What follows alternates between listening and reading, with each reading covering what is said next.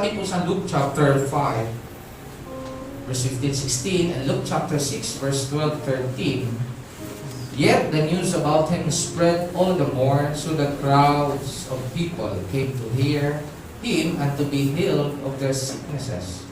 But Jesus often withdrew to lonely places and prayed. In 12:13, one of those days, Jesus went out to mountainside to pray and spent the night praying to God. When morning came, he called his disciples to him and chose 12 of them, whom he also designated apostle. Purihin ang pagbabasa at pagkarinig ng salita ng Panginoon.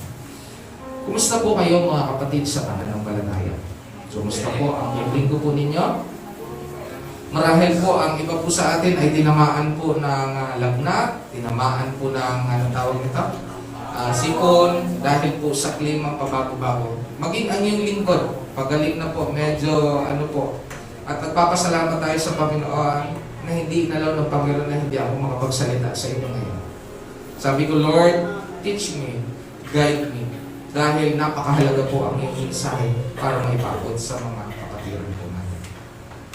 Sa kabila ng tinatawag po natin ng mga problema, sa kabila po ng ating pong mga sabi nga natin, nirereklamo, but still, pansinin po ninyo sa Luke chapter 5 na ang ating Panginoon ay nagpagaling. Maraming beses naghimala ang ating Panginoon. Pero ang ating Panginoon nagbigay ng modelo sa bawat isa sa atin. May time na siya rin ay nagsusulong.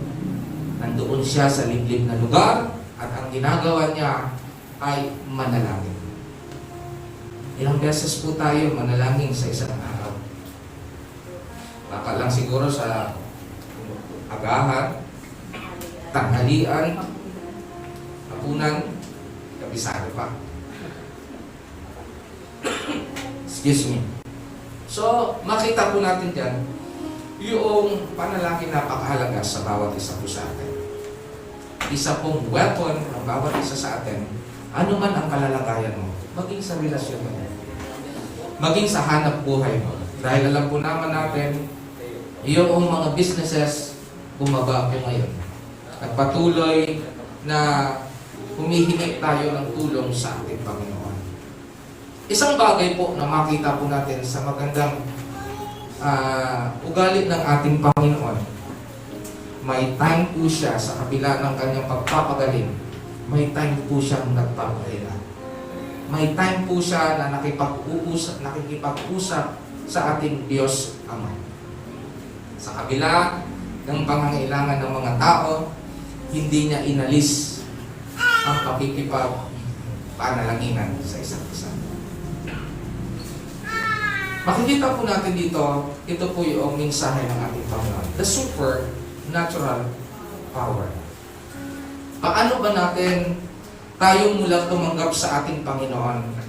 Mayroon po tayong kapangyarihan mula sa Panginoon. Dahil iyan po ang hindi maalis sa atin, dahil yung banal na Espiritu nandyan po sa atin. Dahil namatay ang Panginoon doon sa cross, nabuhay na maguli, at iniwan sa atin yung banal na Espiritu. Kaya pagka minsan, sa kabila ng mga problema, hindi natin natitingnan kung gaano kalaki ang kapangyarihan ng Panginoon sa buhay po natin. Minsan nakafocus po tayo doon sa problema. Parang si Pedro, sinasabi niya, Panginoon, gusto ko rin lumakad. Gusto ko rin pumunta dyan sa iyo, nakakalakad po kayo. Ang sabi ng Panginoon, kapag tayo may hiniling sa Panginoon, ang Panginoon hindi maramot. Halika, lumakad ka. Gustong lumakad siya. Pero ang nakita, naramdaman ni Pedro, mayroong paparating na malaking alon, malaking hangin. Doon unti-unti lumubog si Pedro. Ano ang sabi ng ating Panginoon? Nasaan ang iyong pananampalataya? Sa kabila po ng ating mga problema sa buhay po natin, normal po na tayo ay nagkakaproblema. Dahil yan po ang cycle sa buhay po natin. Kasi pag walang problema ang tao, anong tawag sa kanya? Ha? Baka nandoon sa Mandaluyong. yung mga taong tawa ng tawa, magbuong maghapon. Dahil iyan po ay system po yan ng ating Panginoon na kailangan mong ma-overcome yung problema na yan. Bakit? Dahil totoong mapatunayan na ikaw ay may pananampalataya sa Kanya. Ngayon, paano po natin ginagamit yung power ng ating Panginoon? Tingnan po natin yung slide. Sabi dito, can humans develop supernatural power? Pag sinabi po natin supernatural, more than sa natural. Pansinin po ninyo, kapag tayo nasa bingit ng kamatayan, nagnanalangin lang po tayo, niligtas tayo ng Panginoon. Alam niyo ba, ayon po doon sa isang mangingisda, pumunta po doon sa Pacific Ocean, ang sabi ng mga kasamahan po niya, sige, ikaw na lang dyan dahil binabagyo sila. Ikaw na lang dyan sa lalagyan ng isda. Ano pang tawag nito? Polar o yung pinakabodega. Ang sabi ng mga tao kasama niya, hindi, dito lang kami, kayang-kaya naman yan. Sa madaling sabi mga kapatid, nawala lahat yung kanyang mga kasama, missing in action. Siya mga kapatid, 60 days, palutang-lutang po siya sa dagat. At alam niyo ba kung saan siya nakarating? Doon sa Guam. Napakalayo na nakarating niya. Ano lang ginawa niya? Patuloy siyang nananalangin sa Panginoon. Panginoon, iligtas niyo po ako. Panginoon, bigyan niyo po akong kalakasan araw-araw. At tamang-tama naman, yung kanyang, ang daming huli nilang isda na malalaki, iyon po yung kinakain niya. Kahit hilaw, makasurvive lang, kinakain niya. Ano ang point doon mga kapatid? Mayroon tayong Diyos na mapagmahal sa bawat isa sa atin. Anytime na pwede mong kausapin araw-araw, ang kailangan mo lang magtiwala, manampalataya sa kanyang kapangyarihan. Wala tayong supernatural power. Ang may kapangyarihan nasa sa atin ay ang banal na Espiritu. Tingnan po natin ito, yung salita ng ating Panginoon. God's divine power was manifested in the Old Testament by miraculous deeds. A special and sometimes temporary anointing often accompanied these miracles. For example, as with Moses, Samson, Elijah, Elisha, and so on. The second aspect of God's divine power is called the power of Christ resurrection. Alam po ninyo, ang kamatayan ni Kristo ay isang kapangyarihan sa bawat isa sa atin. Kaya ngayon, napakahalaga po yun tuwing Sunday po. Atin pong inaalala ang kamatayan ni Kristo at pagkabuhay na magulit. Dahil sa kabila ng kamatayan ng Panginoon, nilinis ang ating mga kasalanan. Sa kabila ng ating katigasan, sa kabila ng ating mga hindi pagsunod sa ating Panginoon, Jesus Christ, inilaan ng Ama para sa buhay po ng bawat isa sa atin. At para ang bawat isa ay magkaroon ng pinakamagandang lugar doon sa langit na bayan. The power is given to every believer by the Holy Spirit. At His new birth, it is part of life God that He has instilled and sealed in our hearts. Mula nang tinanggap natin ang Panginoon, huwag nating alisin. Nandito sa atin ang banal na Espiritu. Kaya anuman ang ginagawa ng kaaway sa bawat isa sa atin, hindi makakapanaig dahil meron tayong banal na Espiritu sa buhay po natin. Unless pag natakot tayo sa masamang Espiritu. Anong sabi riyan? Paano natin mapatuloy yung supernatural power ng Panginoon? Next po natin dyan. Yung the Holy Spirit, the power of the Holy Spirit. Alam po ninyo, the fervent prayer of righteous men can accomplish much. Yun nga sinasabi kong kwento sa kabila ng survival na natili siyang nakipag-usap sa ating Panginoon. At marami pang mga patotoo kung gaano ka makapangyarihan ang panalangin. Alam po ninyo, ang ating pong prayer meeting, hindi lang po yan basta-basta prayer meeting. Isang bagay na binigyan natin ng panahon ng ating Panginoon para kausapin siya. Alam po ninyo, napakalaking pribilehiyo na ang Panginoon direct na nangungusap sa bawat isa sa atin. Ano man ang karamdaman mo, ano man ang mga problema mo, tinutugunan ng ating Panginoon. Ano man ang relasyon na meron kayo, laging pinapatatag sa presensya ng ating Panginoon. The power of the Holy Spirit. Paano natin ginagamit ang banal na Espiritu sa buhay ko natin? Every time na tayo'y nananalangin, nakikinig ang banal na Espiritu. At ang banal na Espiritu, ipinapasa niya doon sa trono ng ating Panginoon, ano man ang iyong pangangailangan. Kaya lang, nagiging hadlang para maabot doon sa trono ng ating Panginoon ang ating mga panalangin kung tayo ay nagkakasala. Isa po yung barrier, isa po yung hadlang kapag tayo ay tumatalikod sa ating Panginoon. Isa pong bagay na dapat po nating tandaan. Ang sabi po rito, be motivated by love.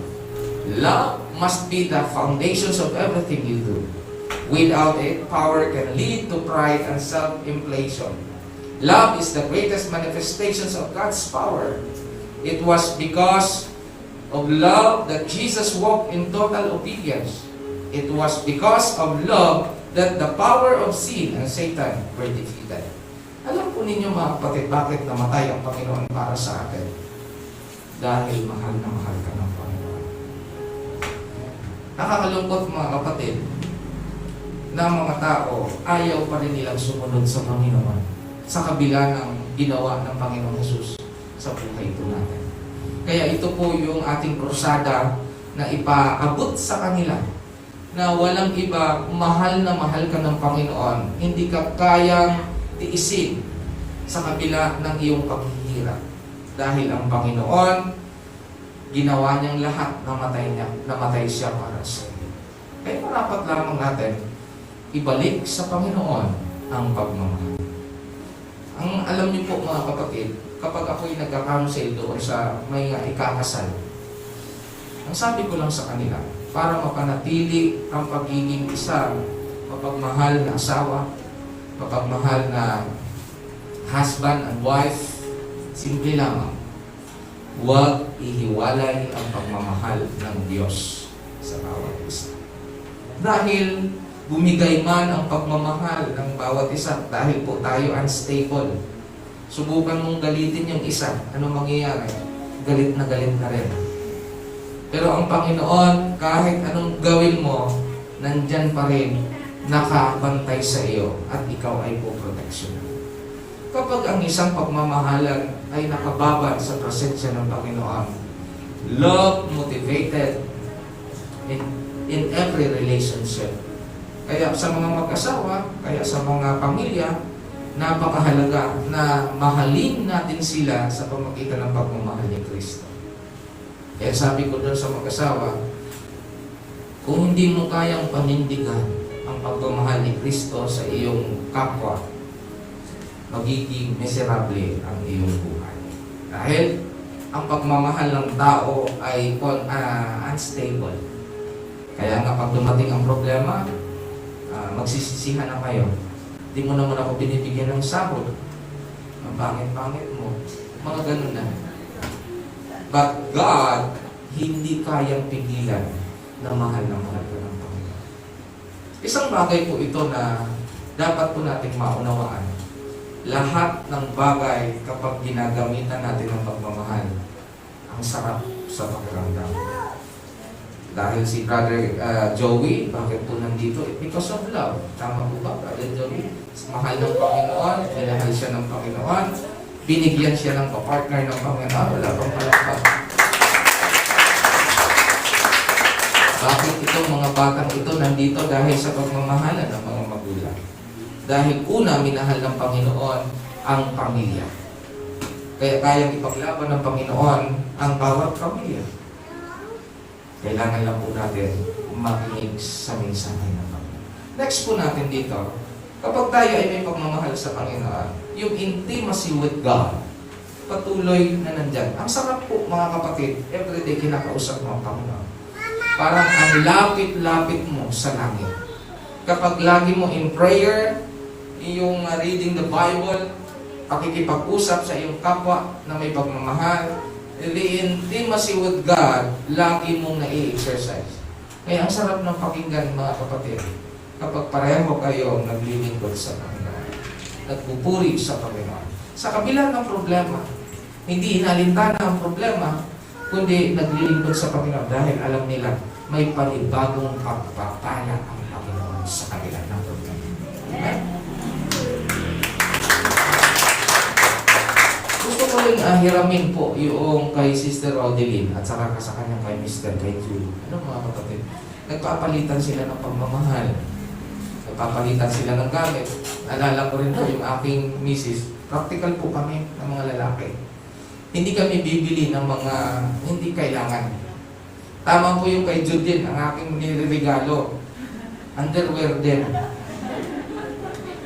Kasi bakit? Para laging maramdaman niya, pag lagi nakikita niya, ibig sabihin nun, ay patuloy ang pagmamahal ko nandiyan sa kanya nakikita. Ganun din sa mga lalaki, gamit din. Simple lamang ang kaligayahan ng mga lalaki. So, na-appreciate ko po ang inyong pagmamahalan, ang paglilingkuran sa isa't isa. Ipagpatuloy niyo po yan. Na mga bagay na, sa maliit na bagay, yung appreciation everyday, alam po ninyo, mas lalong napapalapit tayo sa ating Panginoon. Kapag laging masaya ang iyong mahal sa buhay. Palapakan po natin ang Panginoon. Ito po yung dahilan. Ano bang purpose kung bakit po tayo may superpower, supernatural power? Anong purpose? Simple lamang mga kapatid. Number 1, ito po iyon. Sanctified to be set apart. Kagaya po doon yung baptized and sanctified. Such were same, some of you, but you were washed, but you were sanctified, you were justified into the name of the Lord Jesus Christ and in the Spirit of our God. In 1 Corinthians chapter 6 verse 11. Alam po ninyo, ang pagiging isang makapangyarihan, ang purpose po niyan, bakit may superpower tayo? Dahil tayo ay inihiwalay. Sanctified, to be set apart. Dati tayong makasalanan. Mula noong hinango tayo ng Panginoon doon sa kasalanan, binigyan tayo ng panibagong buhay.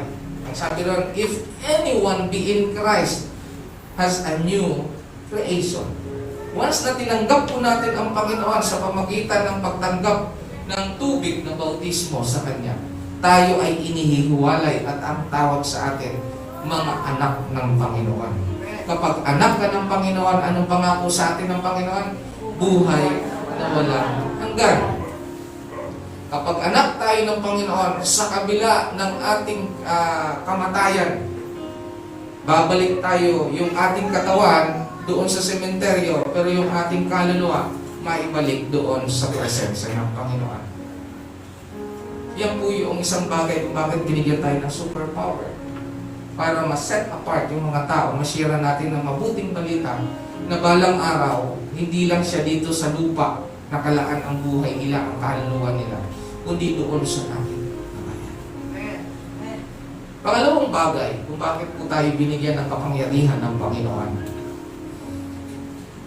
a sharing in the life of Christ. Pag sinabi po natin buhay ni Kristo, wala nang tatalo pa sa Panginoon. Nandun na sa Kanya lahat. Tinuring tayong kaibigan, namatay siya para sa atin. Binigyan tayo ng banal na espiritu. Binigyan tayo ng tinatawag ng pangako ng ating Panginoon. Nang sabi niya, ako'y papa sa Ama, ipaghahanda ko kayo ng tutuluyan. At kapag sa pagbabalik ko, anong sabi niya? Ako'y isa sa inyo hanggang sa. Ganun po yung pangako ng ating Panginoon. Ngayon mga kapatid, kumusta ang ating buhay araw-araw sa ating pong mga kapitbahay, sa ating pong mga pamilya? Nakikita po ba sa atin kung ano si Kristo sa buhay po natin? Dahil kapag nakikita sa atin ang Kristo sa buhay po natin, ang ganda po ng ating kapitbahay. Walang pag-aaway. Maging ang ating mga mahal sa buhay, kapag may Kristo tayo, mapagmahal ang Kristo sa atin, lahat ng problema kaya lagpasan. Bakit? Nagtutulungan ang bawat isa. Kapag may karamdaman si ate, si kuya, si papa, nagbibigay ng panahon para alagaan. Hindi yung kapag may sakit na, bahala ka sa buhay mo. Bahala ka, utusan mo sarili mo, bumili ng gamot. Ganun ang ating Panginoon. Lahat ibinigay niya para sa atin. Kaya nga po itong dahilan kung bakit tayo naglilingkod, nagpupuri sa Panginoon. Dahil lahat ipinagkaloob sa atin ng Panginoon. Even yung tinatawag na mahirap gawin yung buhay, mamatay siya para sa iyo. Yan po yung nais po natin i-share sa ating Panginoon. Pangatlong bagay, tayo po ay magiging overcomer. Kapag tayo ay supernatural power, lahat ng bagay magtatagumpay po tayo. Anong sabi nun? Sino ang makakatalo sa akin kung kasama ko ang aking Panginoon? Even the Old Testament, even the New Testament, sabi rito, the fruit of the righteous is a tree of life. And he who wins souls is wise. Alam po ninyo mga kapatid, kapag tayo pala ay nagtatagumpay araw-araw, nagbubunga yung bagay na yun. Anong klaseng nagbubunga? Kagaya po nito, mensahe po natin ngayon, pagdating nyo ng bahay, kailangan po natin mai-apply. Walang saysay po ang mensahe ng Panginoon kung hindi po natin na-i-apply araw-araw. Kumusta po ang iyong mga mahal sa buhay? Kumusta ang iyong katrabaho? Sa tuwing ba may pandemya, lagi na lang po tayo nagmumuklat sa tabi. Dapat tayo ay maging overcomer. The more na may pandemya, hindi lang tayo mag-stay ng bahay. Dapat may gagawin po tayo para maging productive ang buhay po natin. Although na hindi po tayo gumala kung saan doon ang may tinatawag nating lockdown, sa bahay mo, ano ang magagawa nyo para mapapurihan natin ang Panginoon? Kagaya po during ng pandemyang ito, marami po tayong nagagawa sa iglesia. Marami po tayong nagagawa sa mga kabataan. Maraming mga kabataan ay natuto na maglingkod sa ating Panginoon. Kayo din mga magulang. Every time na tayo po ay saan man dako naroon, laging tatandaan natin, nagtagumpay ka dahil kasama natin ang ating Panginoon. Malampakan po natin. Sunod po natin. Last but not the least. Ang sabi dito, for God didn't give us a spirit of fear, but of power, love, and self-control. Lagi po natin tatandaan po ito. Hindi tayo binigyan ng Panginoon ng pagkatakot upang matakot tayo sa anumang ginagawa ng kaaway sa buhay po natin. Binigyan tayo ng espiritu ng kapangyarihan, ng pagmamahal, at ng self-control or self-discipline. Gamitin lang po natin ito sa tamang kaparaanan. Dahil po, alam po ninyo mga kapatid, the more na ang mundong ito ay nagiging magulo, lagi po natin isipin, mayroong Kristo tayo noon pa man sa cross, nagtagumpay na para sa atin. Di baling mamatay, ang sabi ng Apostol Pablo, dahil ako ay nasa Panginoon, mamatay man, mabuhay, pakinabang, dahil ako ay nasa Panginoon. Amen? Ito po ang mensahe ng ating Panginoon, mga kapatid, sa pananampalataya. Ngayon sa araw na ito, minsan hindi na natin iniinda yung COVID. Ang iniinda po natin kung paano tayo kumain dahil wala ng trabaho. Ang iba sa atin. Lugi ng negosyo. Wala nang mapupuntahan. Mahina matumal ang bentahan. Pero lagi po natin tatandaan, kailanman ang Diyos noon pa man hanggang ngayon, hindi siya nagkukulang sa bawat isa sa atin. Kung ang doon sa himpapawid, walang nagpapakain sa kanila. Kung ang mga puno kailanman ay hindi nauubusan ng bunga. Kung ang dagat man ay kailanman nauubusan ng mga isda. Kung ang tubig sa bundok ay nauubos man, hanggang ngayon hindi man nauubos ng bukal. Ang sabi doon sa Habakuk, ano man ang mangyari, maglilingkod, magpupuri ako sa Panginoon. Kaya sa ating pong mga manunood, sa ating po si Brother Joey, sa ating pong mga bisita, sa ating pong mga kaibigan, patuloy lang po natin ang laban. Gaya po ni Pacquiao. Ano man ang mangyari, proud tayo na anak tayo ng Panginoon. Proud tayo na Pilipino tayo. Ang sabi nga nito, worldwide ang Pilipino, kahit saan mayroong Pilipino.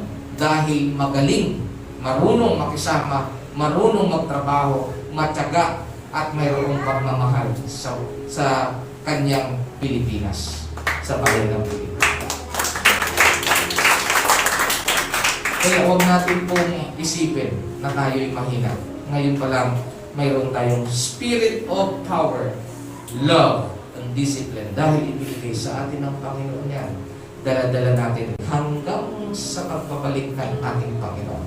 Yan po ang pangako sa atin ng Panginoon na kailanman hindi kita iiwan ni pababayaan. Tayo po'y sumadaling manalangin. Panginoon, marami pong salamat sa iyong mensahe sa hapon ito. Manatili sa aming Panginoon ang iyong pangako. Manatili sa amin ang banal na Espiritu ang nagbibigay po sa atin ng kapangyarihan. Lord, anuman ang mga pagkukulang po namin at pagkakamali, patawarin niyo po kami, Panginoon. Sometimes, Lord, patuloy kami nag-iisip ng hindi maganda. Nag-iisip kami, Panginoon, ng takot. Lord, salamat sa iyong mga salita right now. Kino-comfort mo kami. Salamat po, Panginoon, sa kapatawaran. Salamat, Panginoon, sa iyong dugo doon sa cross na nabayubay.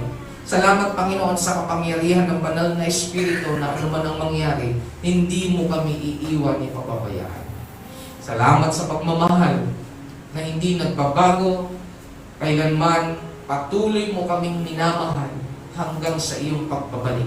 Patnubayan niyo rin po, Panginoon, ang aming mga bisita, Brother Joey, sa kanyang pagbabalik, sa kanyang bayan. And Lord, we pray na ang buong pamilya niya, nawa, Panginoon, patuloy din sila na maglilingkod sa iyo at patuloy din, Panginoon, na pagpalain ang kanilang buhay dahil ito po ang iyong pangako sa bawat isa po sa amin. Ang iyong biyaya ay patuloy na mag-ahari sa buong pamilya. Pagpalain niyo rin po, Panginoon, ang lahat ng nakikinig, nanonood sa hapong ito. Patnubayan niyo po sila. Maraming salamat, Ama, dahil lagi kami nagtatagumpay sa iyong presensya. Ito po ang aming dalangin sa pangalan ni Jesus.